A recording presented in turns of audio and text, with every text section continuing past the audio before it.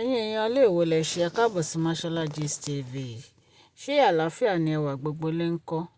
Gist tèmi wọ́n ní tírọ̀kì Tango drink. Wọ́n ní wọ́n wá sí inú palace. Wọ́n ní wọ́n wá já àwọn drinks tí wọ́n máa lò fún ìpadàbọ̀wá Queen Naomi láti padà wá sí inú palace fún preparation wọn. Wọ́n ní wọ́n wá já sí inú palace ẹ̀yin èèyàn lé. Ẹ̀yin náà mọ̀ pé a ti ń palẹ̀ mọ́ láti ṣe welcoming party Queen Naomi wá sí inú palace. À ń count date ni. Ṣé ẹ mọ̀ pé Kabiyesi ti sọ pé end of this month ni Queen Naomi máa padà wá sí inú palace. June ni wọ́n dá wa. Wọ́n fi date yẹn pamọ́ torí àwọn èèyàn ibi ni. Ṣùgbọ́n lọ́wọ́lọ́wọ́ báyìí gbogbo ètò tí ń lọ. Ẹ mọ̀ pé a sọ fún yín pé wọ́n ti mú aṣọ ẹbí. Ẹ̀yin náà mọ àwọn gist àti ṣe lórí aṣọ ẹbí. Ẹ dẹ̀ mọ̀ pé Kabiyesi gbé owó ńláńlá kalẹ̀ lórí aṣọ ẹbí yìí nítorí pé wọ́n ní wọ́n gba owó lọ́wọ́ ẹnikẹ́ni. Ọ̀fẹ́ ni wọ́n ra aṣọ ẹbí fún àwọn ọ̀rẹ́ àti àwọn fámílì wọn. Ẹ̀yin èèyàn lé lẹ́yìn yẹn preparation ti ń lọ. A sọ fún yín bí Queen Naomi ṣe travel tó lọ sí Paris láti lọ ṣe shopping. Gbogbo èyí náà láti mú wá fún yín. Ṣùgbọ́n ní ìsìn gbogbo àwọn drinks tó máa lò wọ́n ti ń já sí inú palace àti omi àti drink. Gbogbo ẹni wọ́n ti ń já sínú palace o. Wọ́n ní tanko trunk èyí tó ń gbé drinks wá. Wọ́n ní òun ló wá sínú palace láti wá já drinks tó máa lò ní ọjọ́ ayẹyẹ yìí sí inú palace. Ẹ̀yin èèyàn lé bí gbogbo preparation ẹ̀ bá ṣe ń lọ náà la máa mú wá fún yín lọ́tùn lósì. Ẹ̀yin èèyàn lé mo dúpẹ́ lọ́wọ́ gbogbo yín nítorí pé ẹ dúró tì wá lórí channel yìí. Mo dẹ̀ dúpẹ́ lọ́wọ́ gbogbo yín fún ìfẹ́ tí ẹ ní sí Queen Naomi.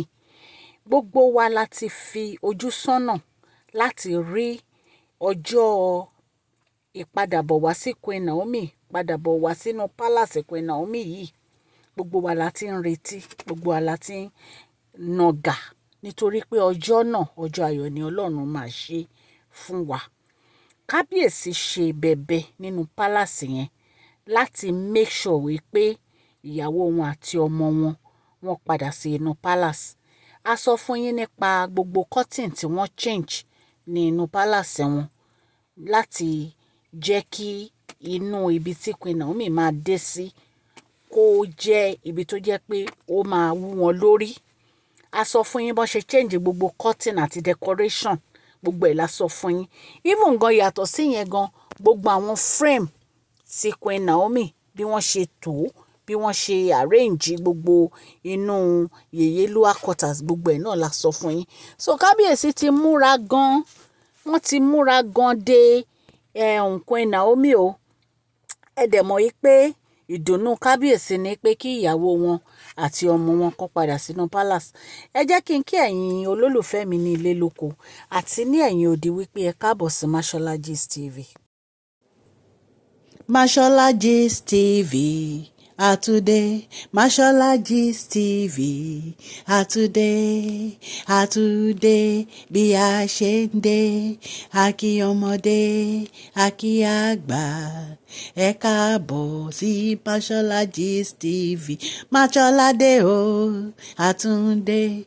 Àgbé tuntun dé. Àmú gist alálùbáríkà wá fún yín lórí public gist, lórí royal gist, lórí celebrate gist. Mashola Àtúndé o, Àtúndé Mashola Gist TV. Àtúndé. Ẹ̀yin èèyàn lé ẹ káàbọ̀ sí Mashola Gist TV. Ṣé àlàáfíà ni ẹwà gbogbo lè ń kọ́? Orúkọ mi ni Mashola. Yorùbá la máa ń sọ lórí channel yìí. A máa ń sọ̀rọ̀ nípa celebrity gist, royal gist, politics àti gbogbo nǹkan tó ń ṣẹlẹ̀ ní agbègbè orílẹ̀-èdè bàbá wa ní ìlú Nàìjíríà. Tẹ́ bá ti subscribe, ẹ subscribe so that tá bá ti post any gist ẹ máa rí. Òkè ni ọlá yín á máa lọ, ọlá yín ò ní lọ ìsàlẹ̀ láéláé.